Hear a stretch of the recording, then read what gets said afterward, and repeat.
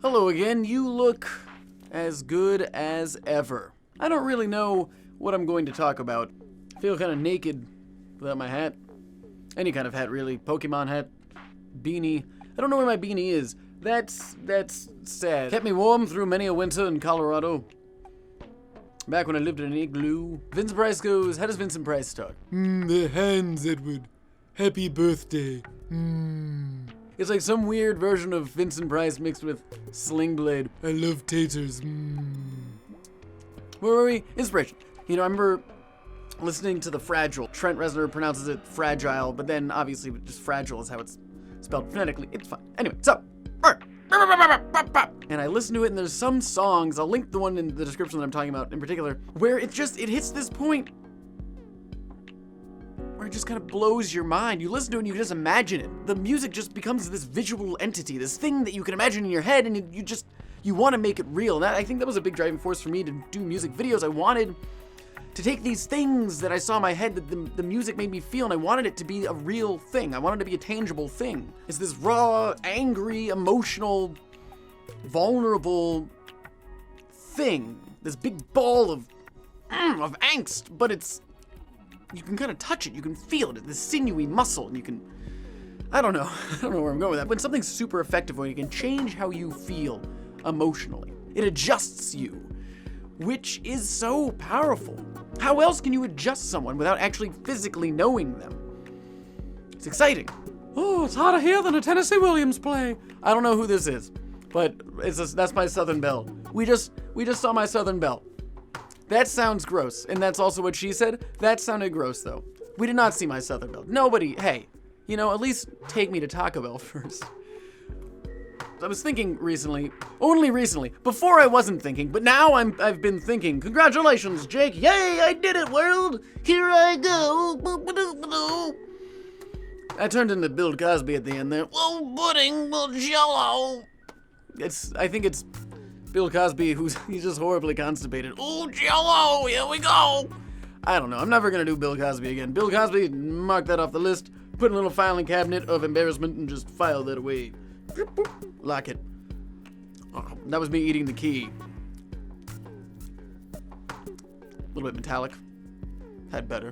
Oh, so I was thinking. It was actually like 5 minutes ago when I put the SD card in the audio recorder right behind me. Come here, audio recorder, make your big screen debut. Hello, I'm the H4n Zoom. I love recording stereo audio and 4-channel audio, and I can even do mono audio. Oh boy. The SD card is like, as big as my thumbnail, and it has 64 gigs of data. That is so much information on such a small thing. Whenever I enter a room, I just like to be aware of every single thing there, because no matter how small it is, it's probably important.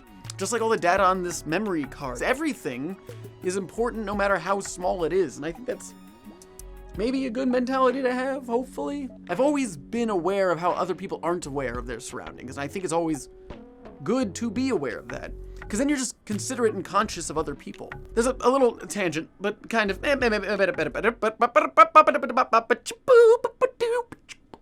We're just gonna say tangent. Just tangent.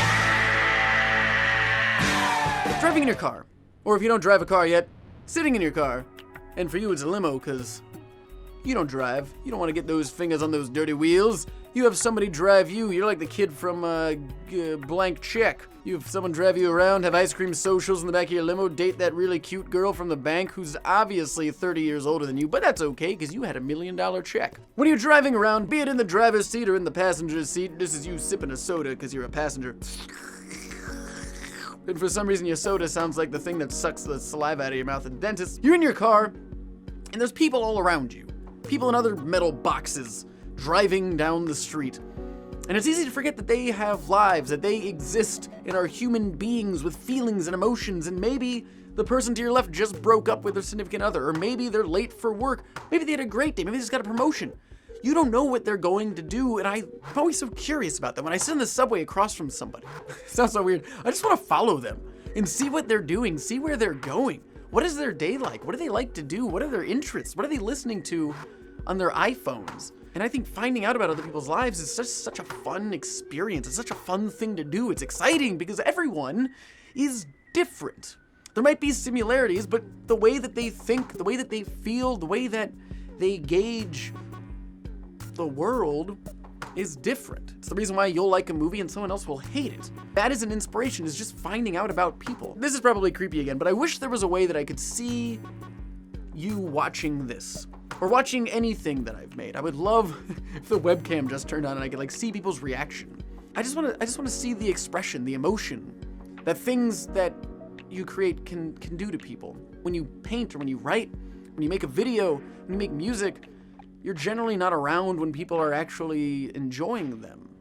And I think that's also kind of a disconnect, because you don't realize that people like it. Like when people tell me that they like something I did, that blows my mind. Because you forget that an actual human being watched it. It's like the person in the car next to you. You forget that they exist. I mean, you're aware of their existence, but you just kind of forget. Because they're not right there. They're not in the car with you. They're not in this bubble that we've created for ourselves. And what is the bubble for me? I mean, I'm talking into a camera. And through that camera, there's a sensor that's capturing the data, and then I bring it into a computer and put it together with the audio that's on a separate track and edit it and upload it, and then you watch it through a screen, and it's another layer. Then I'm the one in the box, right? We kind of switch places. And so back to inspiration. A big inspiration for me is just knowing people, finding out about people. You have your own life. You know, your Twitter is an expression of who you are. Your Instagram, your Facebook, who you subscribe to, who you follow.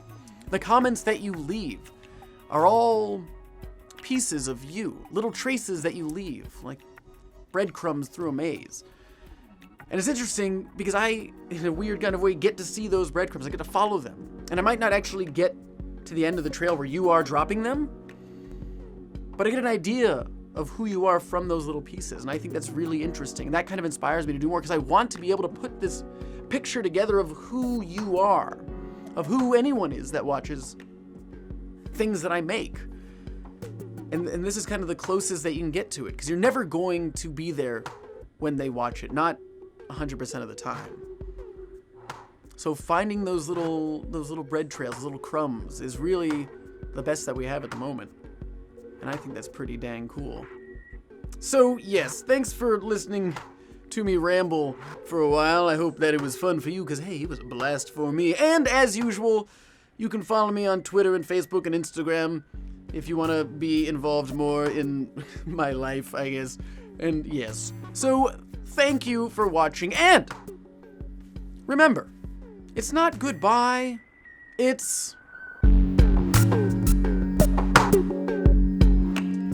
It's like Peabody, is that his name? Sherman, we're going back in time.